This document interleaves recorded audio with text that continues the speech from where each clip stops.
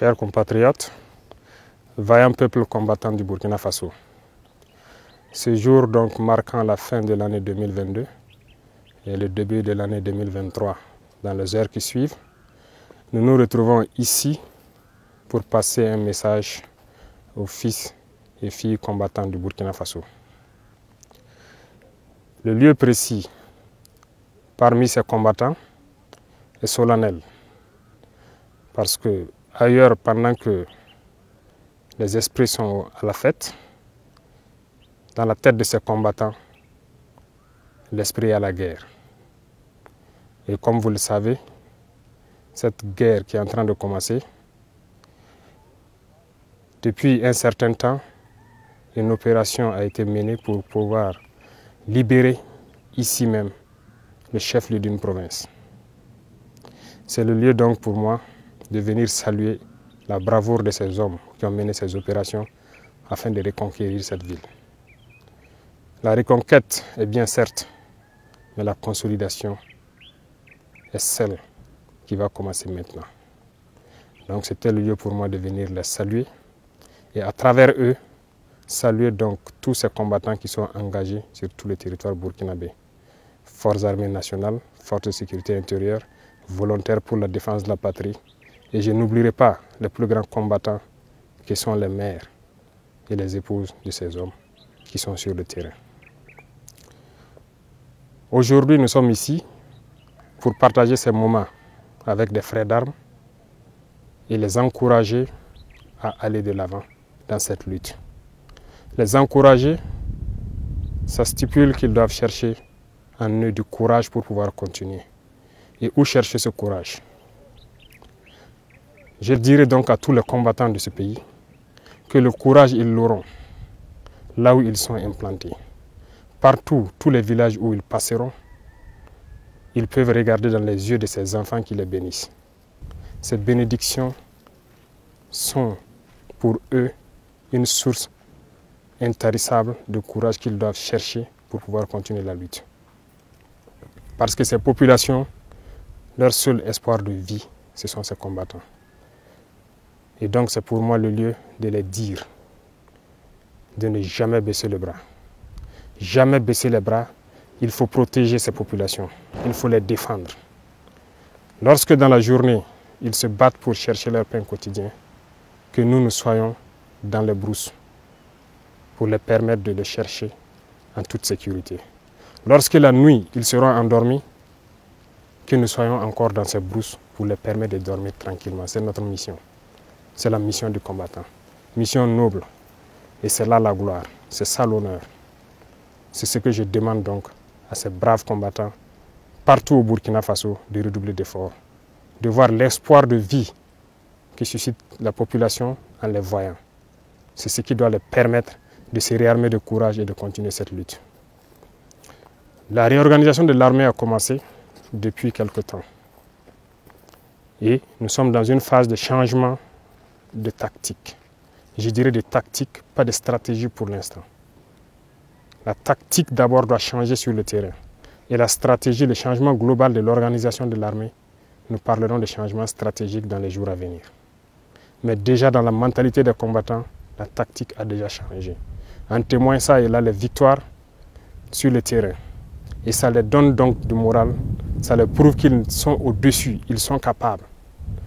Et voilà pourquoi je tenais à venir le leur dire en face et les amener à comprendre cet état de fait et à redoubler encore plus d'efforts.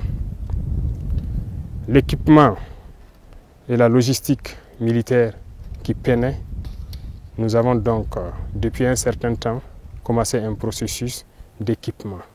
Et c'est le lieu pour moi donc de dire merci à certains pays voisins qui n'ont ménagé aucun effort pour nous aider à acquérir un certain nombre de moyens aériens et terrestres.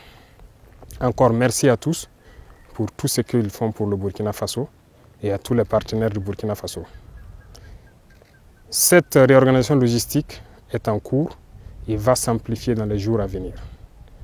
Parce que le souhait pour nous, c'est que lorsque les populations demandent les forces, qu'elles soient présentes. Et cela demande donc de la logistique.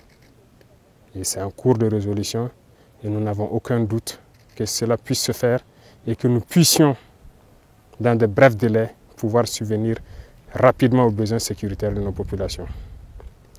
C'était l'occasion pour moi aussi de voir donc dans ces zones la nécessité des infrastructures routières qui donc posent un sérieux problème de développement de cette nation. Ça nous interpelle. Et parlant de cela donc, nous verrons quel programme urgent d'investissement en infrastructures routières pour accompagner donc l'élan de cette guerre. Parce que la mobilité logistique nécessite même ces infrastructures routières. C'est aussi le lieu pour moi donc de parler de gouvernance. La gouvernance a longtemps piétiné. Nous sommes dans un processus de lutte intense contre la corruption et de biens mal acquis. Il y aura donc un cadre de concertation que le Premier ministre va bientôt lancer pour la refondation de la nation. Il faut réformer totalement notre système de gouvernance. La justice et les contrôleurs ont reçu carte blanche pour commencer à mener la lutte contre la corruption.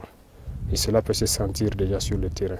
Je les encourage à continuer le travail et à pouvoir nous aider à changer notre système de gouvernance. C'est aussi le lieu pour moi de dire merci donc, comme je le disais, à toutes ces femmes, mères et épouses qui sont à l'arrière, ces héros, qui jour et nuit prient, ne sachant que sont devenus leurs enfants ou que sont devenus leurs maris. Souvent par manque de communication, mais elles peinent. Elles peinent à avoir des informations, mais elles supportent. C'est le lieu pour moi de leur dire merci, de continuer à tenir bon, parce que c'est ce qui nous galvanise aussi sur le terrain. Quand nous savons qu'elles tiennent bon, ça galvanise le soldat. Merci encore et que leur prière continue d'accompagner tous ces combattants.